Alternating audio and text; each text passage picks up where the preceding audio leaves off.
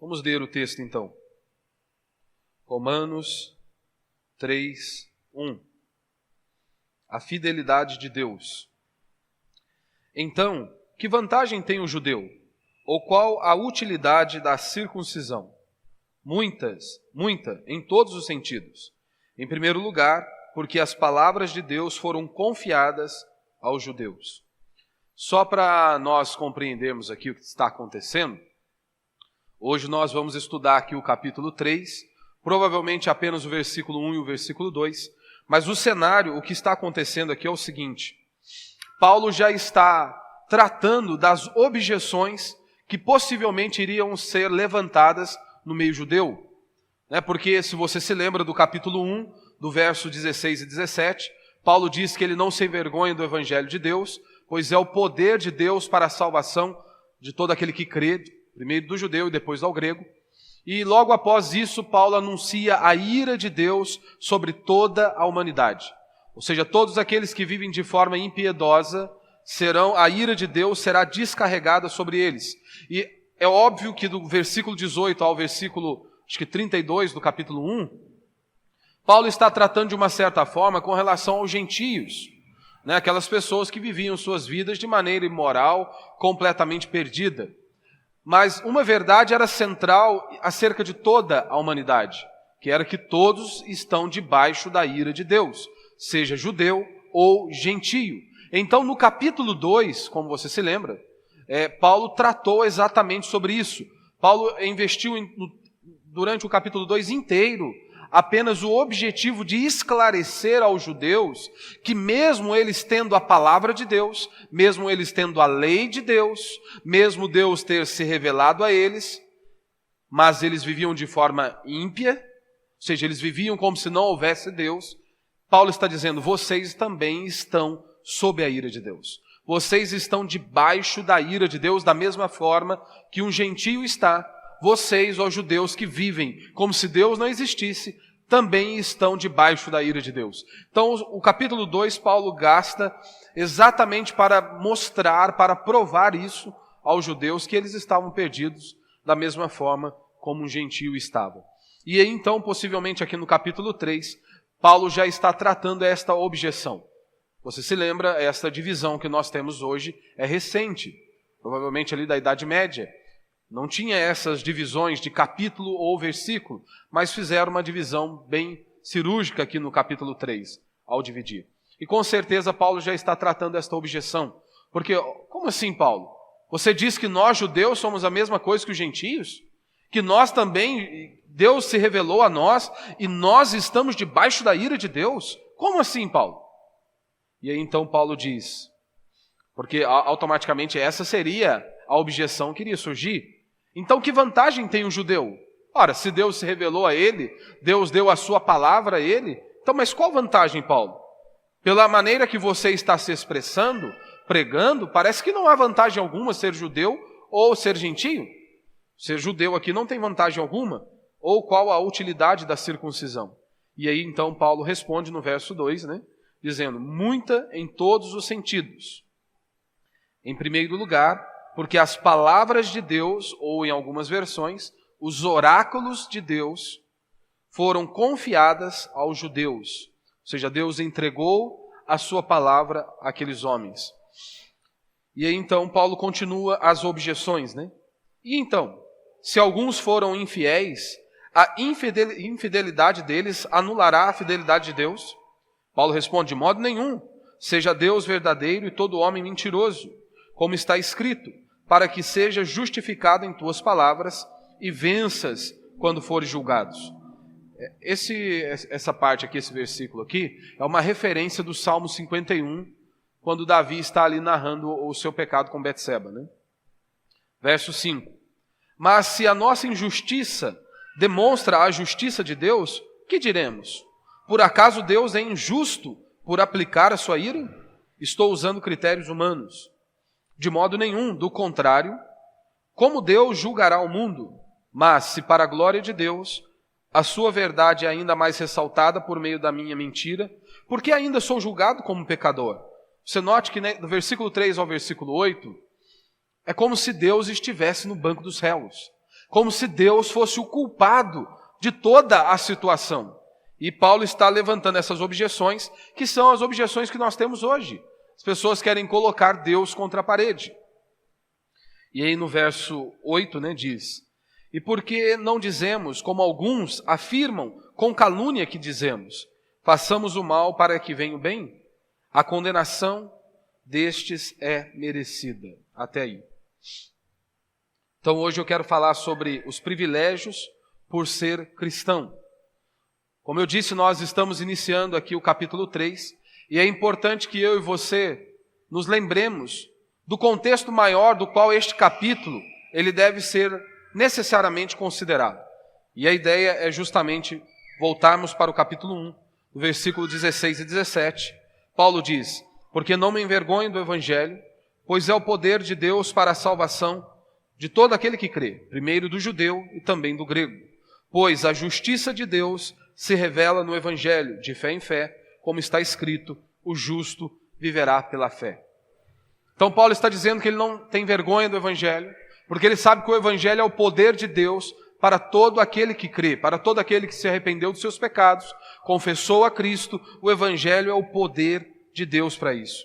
E no verso 18, Paulo diz: pois a ira de Deus se revela do céu contra toda impiedade e injustiça dos homens, que impedem a verdade pela sua injustiça. Essa é a exata descrição, a ira de Deus. E logo após isso, do verso 18 até o verso 32, Paulo expõe a podridão daqueles homens, dos gentios.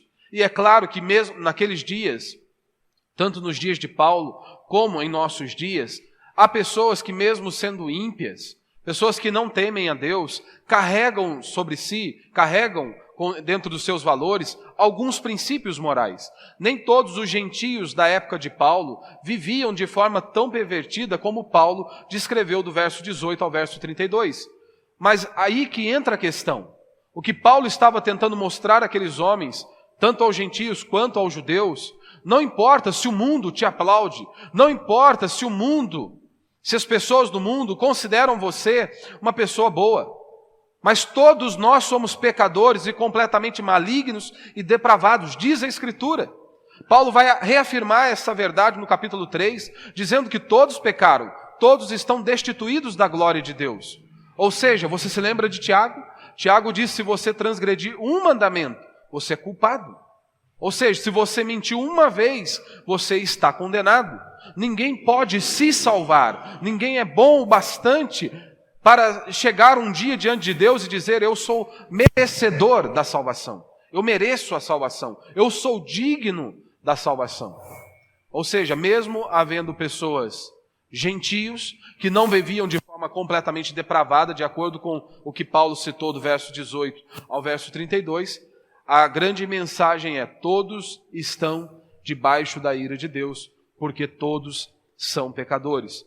Se você notou, aqui no verso 18, Paulo diz que a ira de Deus se revela do céu contra toda impiedade e injustiça dos homens, que impedem a verdade pela sua injustiça. Você notou a afirmação? Contra toda impiedade e injustiça dos homens. Essa é uma declaração a respeito de toda a humanidade. Todos estão perdidos, todos estão debaixo da ira de Deus. Então, do capítulo 1, do versículo 18 ao versículo 32, Paulo prova isso no caso dos gentios, mostrando a ira de Deus é contra os gentios, justamente por conta de sua impiedade e injustiça. E todo o capítulo 2, Paulo prova que se pode dizer a mesma coisa sobre o judeu. Ou seja, vocês também estão completamente perdidos. Vocês estão completamente distantes da Escritura. E é claro, com relação aos judeus foi muito mais difícil. Quando nós estudamos o capítulo 2, nós vimos que os judeus, eles achavam que, simplesmente por eles serem judeus, haja visto que eles tinham a circuncisão, eles tinham a lei de Deus, ou seja, Deus se revelou a eles, eles achavam que simplesmente, por conta dessas coisas, eles estavam numa posição especial. Eles não estavam debaixo da ira de Deus. E é exatamente isso que Paulo está tentando mostrar a eles. Vocês têm a lei, vocês têm a circuncisão, Deus se revelou a vocês, mas vocês vivem como ímpios. E por isso vocês estão debaixo da ira de Deus. E vocês não conseguem perceber isso. E é exatamente isso que pode acontecer comigo e com você. Principalmente nós que professamos a fé reformada, podemos cair nesse perigo de dizer: eu frequento uma igreja onde se esforça para ser bíblica, ouço bons sermões, leio bons livros, mas se você vive como ímpio, você está debaixo da ira de Deus. Não importa se você vem domingo após domingo, se você levanta as suas mãos e canta louvores a Deus, mas se você vive como ímpio, você está perdido, você está debaixo da ira de Deus. Exatamente como o judeu estava naqueles dias, mesmo tendo a lei, mesmo tendo a circuncisão e por aí vai. Ou seja, todo o capítulo 2 é dado justamente para provar isso.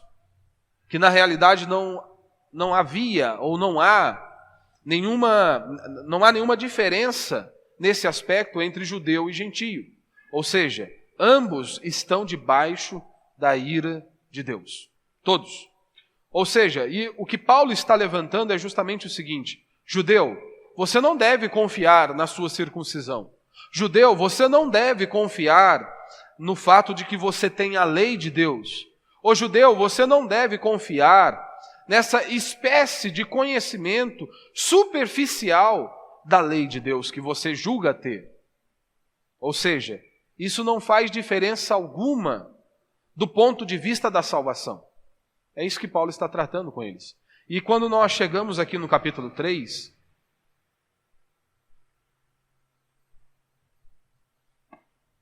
se você usa a revista atualizada, ou a século 21, ao meio da século 21, você vai perceber que nós temos aqui três divisões.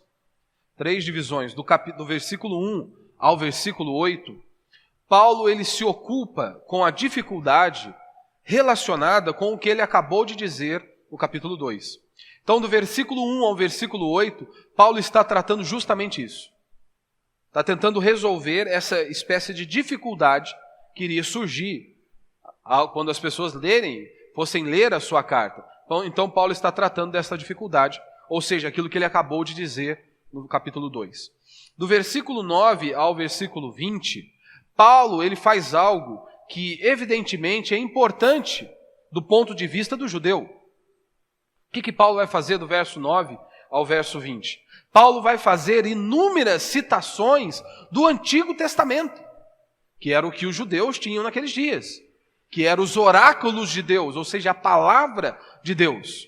Então Paulo começa a citar o Antigo Testamento justamente para que eles se atentassem.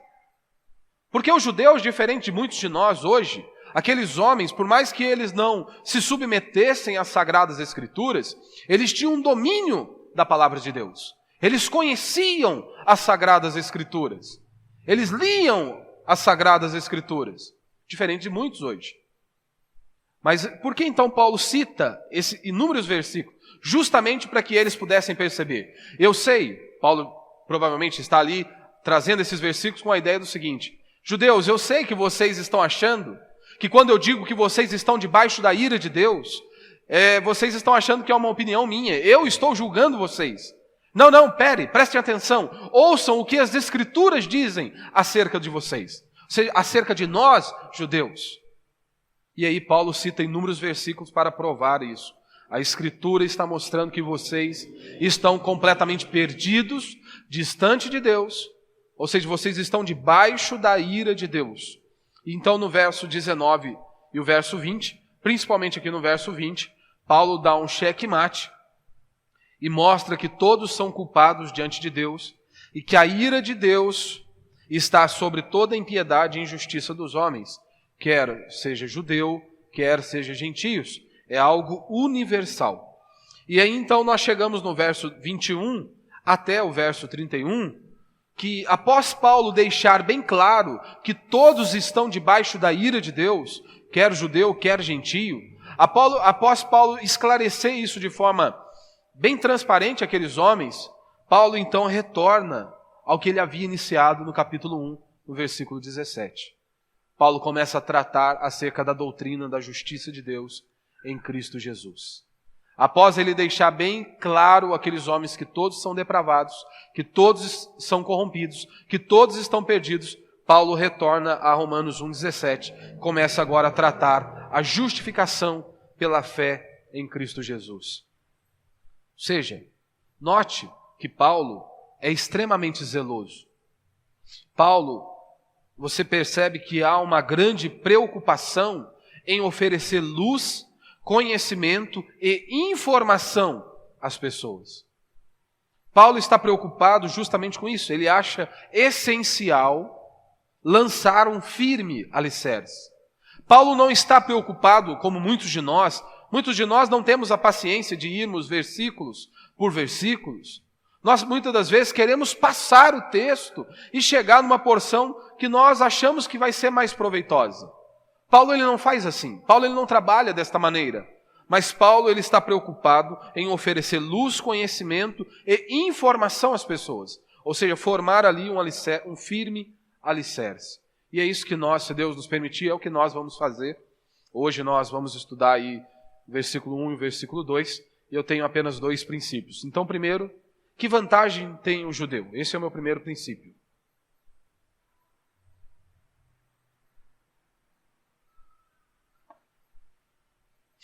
Como eu disse, o grande tema da carta aos Romanos é a justificação pela fé. Ou seja, ninguém pode ser salvo com base em si mesmo. Ninguém é digno o suficiente para um dia chegar diante de Deus e dizer, eu posso ser salvo. Eu sei que às vezes você quer se considerar uma boa pessoa, e aí você pega talvez a pior espécie da sociedade e diz, eu sou uma boa pessoa. Mas lembre-se, se você quer se comparar com alguém, compare-se com a pessoa correta. Olhe para Cristo Jesus e então compare-se com Ele, para que você chegue a um ponto certo. Ninguém é bom o bastante.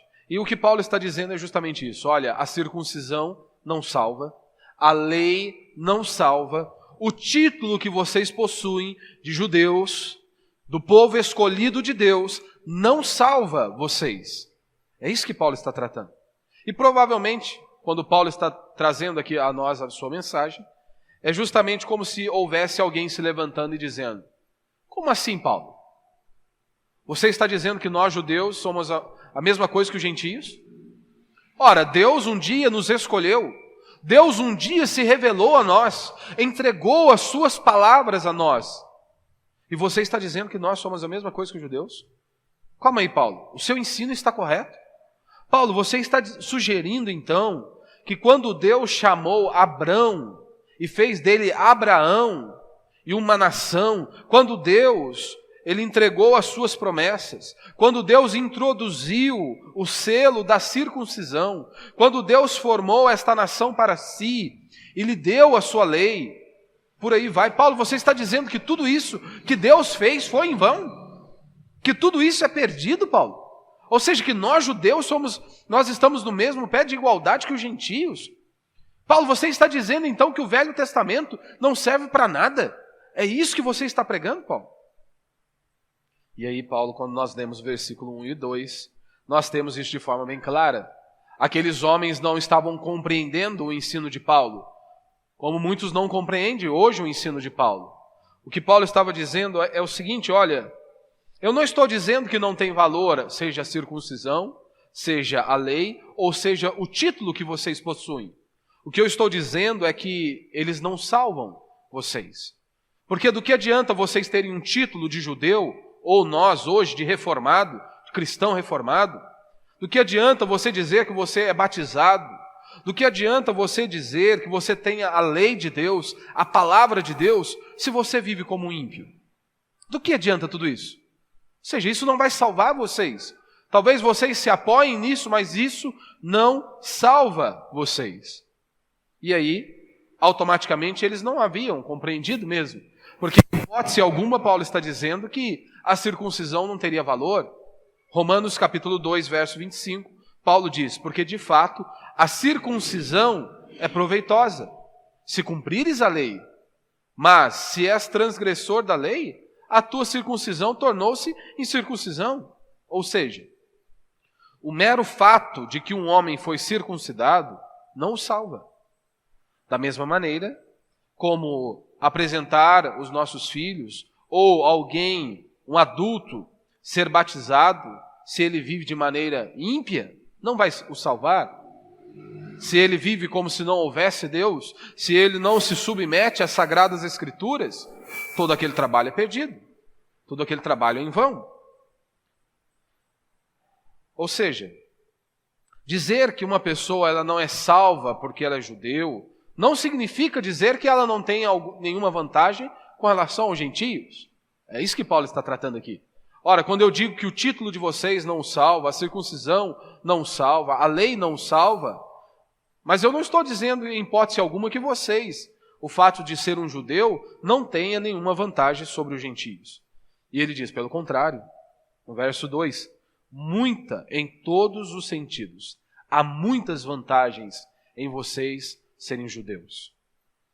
Ou seja, no capítulo 2, o que Paulo fez foi mostrar que todos estavam perdidos. O mundo inteiro estava debaixo da ira de Deus, judeu e gentio. E aí Paulo vem e diz, sabe qual que é a maior vantagem? Como ele diz aqui no verso 2, né? Em primeiro lugar, porque as palavras de Deus foram confiadas aos judeus.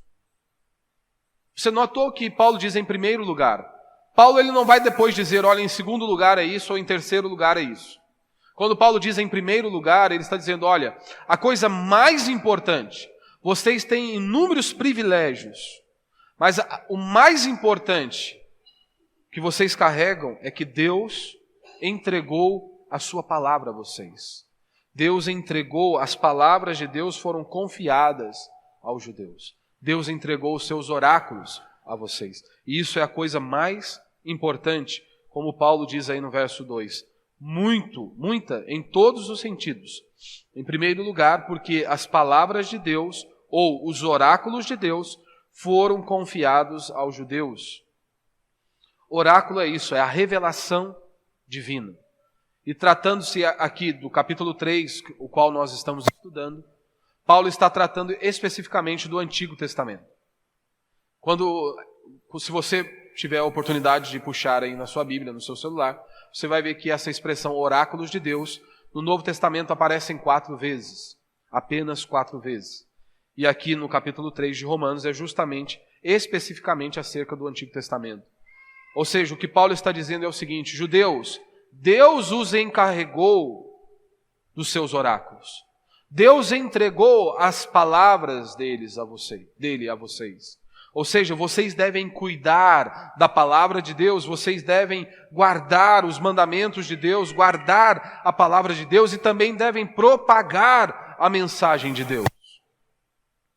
E segundo princípio que nós vemos aqui, por que então Paulo separa isto, ou seja, os oráculos de Deus, como sendo o maior de todos os privilégios? Por que será que Paulo está dizendo isso? Olha, em primeiro lugar, porque as palavras de Deus foram confiadas aos judeus.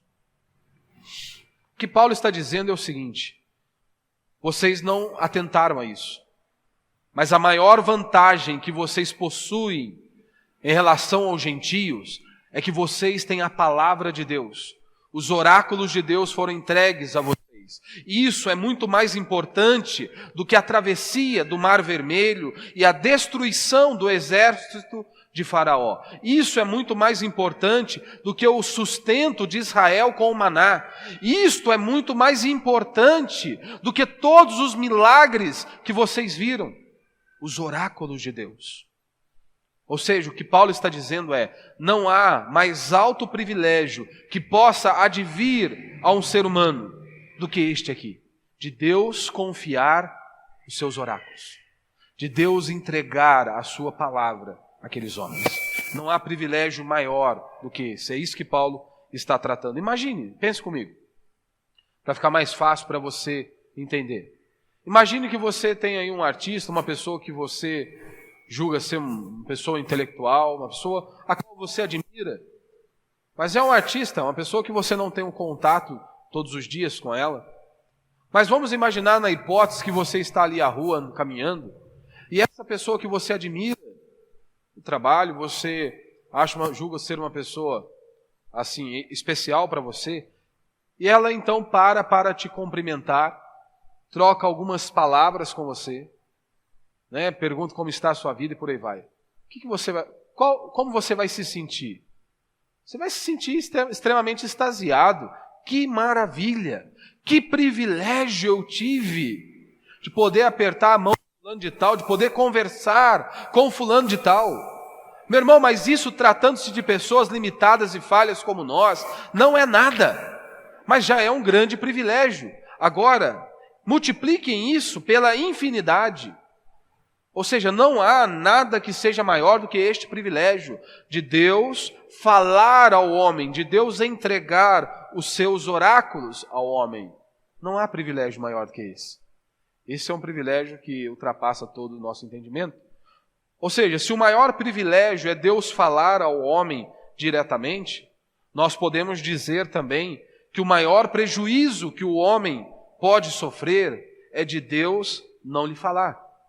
Se o maior privilégio é Deus se revelar ao homem, entregar a sua palavra ao homem, o maior prejuízo que o homem pode sofrer é justamente de Deus não lhe falar. Como diz o profeta lá em Amós, capítulo 8, verso 11, dias virão, diz o Senhor Deus, em que enviarei fome sobre a terra, não fome de pão, nem sede de água, mas de ouvir as palavras do Senhor. Vão chegar dias que vocês não ouvirão as palavras do Senhor. Ou seja, Deus ficando em silêncio e o homem sendo deixado a si mesmo, às suas invenções e aos seus pensamentos. Não há nada mais pavoroso do que isso. Deus entregar os homens. Como Paulo descreveu em Romanos capítulo 1. Não há nada mais pavoroso do que isso. Hoje, quantas pessoas que são consideradas intelectuais em nosso país, e você para ouvi-las, e elas dizem absurdos. Quantas pessoas que são consideradas intelectuais em nossos dias, quando você olha para as atitudes morais daquela pessoa, completamente depravada, perdida, e são consideradas intelectuais, consideradas instruídas, mas não são. Isso é quando Deus entrega a humanidade. Não há nada mais pavoroso do que isso. Ou seja, através da lei, Deus falou diretamente ao povo de Israel. Mas, naturalmente, esse fato leva ao seguinte, pense comigo. Deus se revelou ao seu povo. Deus se revelou a Israel. Pense na luz que aqueles homens receberam. Pense na informação que esta palavra de Deus lhes trouxe. O povo de Israel estava sendo instruído por Deus, tinham a palavra de Deus, eles estavam sendo orientados pelas Sagradas Escrituras, e você tem outras nações ao redor, e todas aquelas nações estavam completamente perdidas, eram nações pagãs, viviam completamente aí adorando a ídolos, completamente perdidos em idolatrias, pessoas que viviam completamente angustiadas, com medo de tudo. O povo de Israel não era assim. Aquelas outras nações viviam de forma pagã, na ignorância e nas trevas, mas o povo de Israel não. Era um povo que tinha o conhecimento de Deus. Ou seja, por meio dos oráculos de Deus, foi dado aos israelitas a esperança. Qual esperança?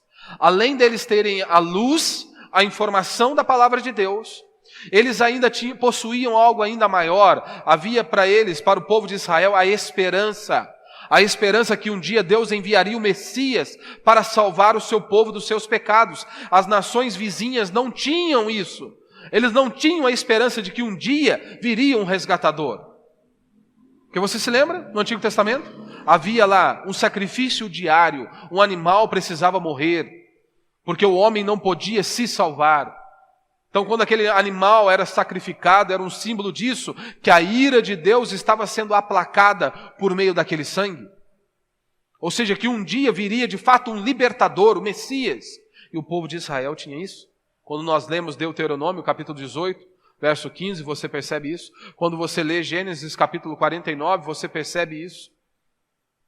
Ou seja, eles tinham o conhecimento de Deus e deviam transmitir esses conhecimentos.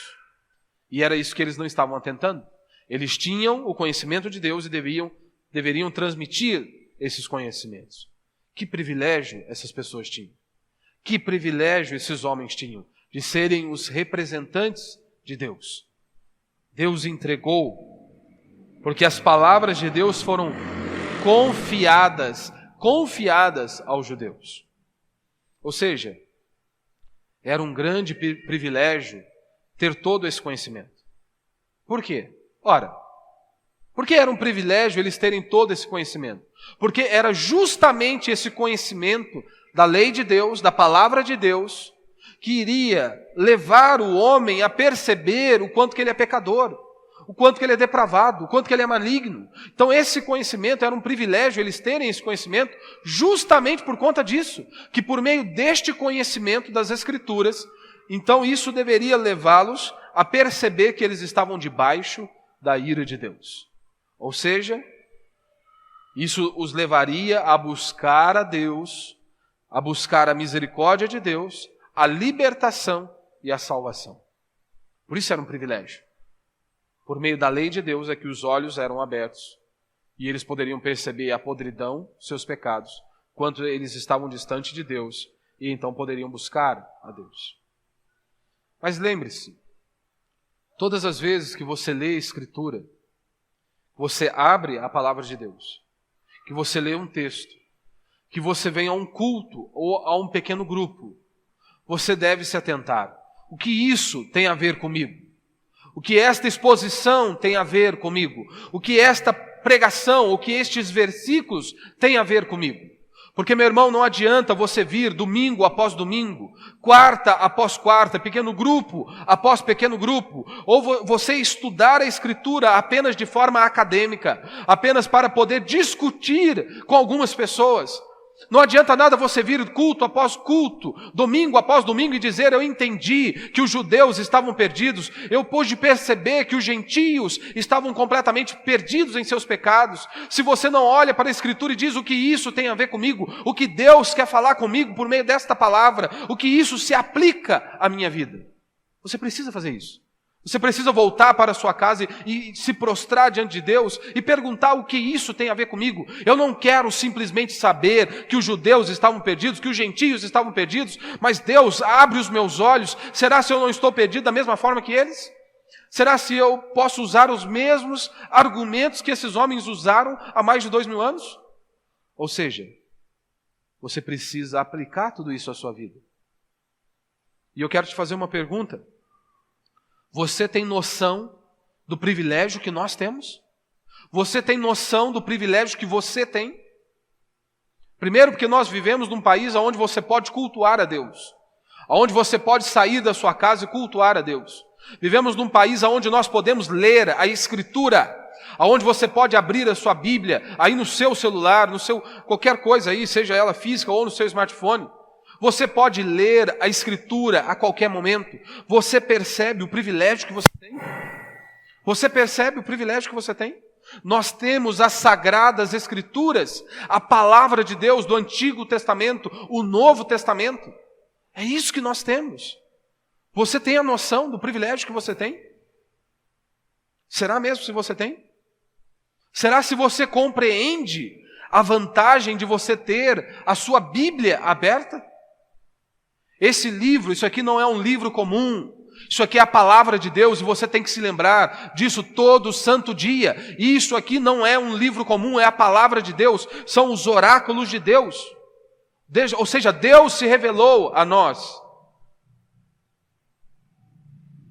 Sabe como você demonstra que você sabe o privilégio que você tem? Sabe como que nós demonstramos se nós percebemos o privilégio que nós temos de ter a palavra de Deus? Sabe como que você demonstra isso? É se você examina a Escritura. É se você examina a Escritura. É se você estuda a palavra de Deus. É se você busca conhecer a Deus. Se você tem tempo com a Escritura, com a palavra de Deus, se você ora a Deus, é desta maneira que você vai mostrar e demonstrar se você compreende o privilégio que você tem. Somente assim. Eu sei, você possui inúmeras outras literaturas para ler. Não tem nenhum problema quanto a isso. Mas a minha pergunta é para você que lê as Escrituras. A minha pergunta é para você que lê as Escrituras.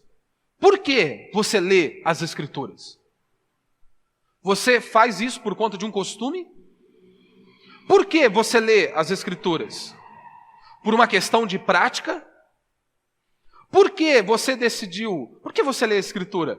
Porque você decidiu ter momentos tranquilos todas as manhãs? É por isso que você lê as Escrituras? Eu vou ler alguns versículos para trazer paz à minha vida. É assim? É desta maneira que você aborda as Sagradas Escrituras? É assim? Ou você abre a palavra de Deus, as Sagradas Escrituras, com o entendimento correto, dizendo, é Deus falando comigo, é Deus se revelando ao homem, é Deus se revelando a mim. É assim que nós deveríamos ir para a palavra de Deus. É abrirmos a palavra de Deus e percebermos que isso é alimento para a nossa vida. Isso aqui não é um livro qualquer, é a palavra de Deus, são os oráculos de Deus. E é assim que nós devemos ler. Saber, é a palavra de Deus diretamente a mim. É Deus se revelando ao homem. Você dá a devida atenção à palavra de Deus como você dá às outras coisas? Pare e pense aí no seu lugar. Você dá a atenção devida à palavra de Deus como você dá às demais coisas? Como, por exemplo, a um jornal? Como, por exemplo, a uma rede social? Você dá o devido tempo à palavra de Deus como você dá a essas coisas? Será se você dá o devido tempo à palavra de Deus, a devida atenção? Se nós não damos atenção às Sagradas Escrituras, se nós não damos mais tempo às Sagradas Escrituras, comparado às outras coisas, é simplesmente porque nós não demos conta que é a palavra de Deus. Se você dá mais atenção às redes sociais, se você dá mais atenção aos jornais do que a palavra de Deus, é simplesmente porque você não percebeu que este livro é a palavra de Deus. É simples assim. Eu sei que todos nós podemos dizer de forma teórica, esse livro é a palavra de Deus. De forma teórica podemos dizer isso. Mas se nós crêssemos de verdade que este livro é a palavra de Deus, sabe o que aconteceria? Nós mostraríamos isso na prática, nos alimentando dele. Então, de forma teórica, todos aqui podem dizer isso. Eu creio que este livro é a palavra de Deus. Mas se nós crêssemos de fato, isso seria mostrado na prática. Ou seja, nós iríamos nos alimentar desta palavra. Nós iríamos nos submeter a esta palavra. Ou seja, o que Paulo está dizendo, olha, em primeiro lugar, porque as palavras de Deus foram confiadas aos judeus. Ou seja, nós devemos conhecer a Escritura, nós devemos guardar e proteger as Escrituras, e nós também devemos propagar o Evangelho do Reino de Deus. É isso que nós temos que fazer. Nós não podemos simplesmente nos calar quando as pessoas se levantam e afrontam a nossa fé. Nós estamos aqui para proteger, para guardar e para propagar o Evangelho do Reino de Deus. É isso que todos nós temos como obrigação. Todos nós, que temos a Escritura, que temos a Palavra de Deus. E aí, essa é a pergunta, né? Então qual a vantagem de ser um judeu? Paulo diz que há muitas. Essa pergunta pode se apresentar a nós hoje de formas diferentes. Essa pergunta pode ser apresentada a nós hoje desta maneira. Qual a vantagem, por exemplo, de ser filho de um pai cristão? Qual a vantagem de ser filho de um pai cristão? Qual a vantagem de frequentar uma igreja bíblica onde a preocupação maior é expor, ser fiel ao texto sagrado? Qual a vantagem disso? Qual a vantagem de ser filho de um pai cristão? Há inúmeras vantagens. Sim, há inúmeras vantagens de ser filho de um pai cristão.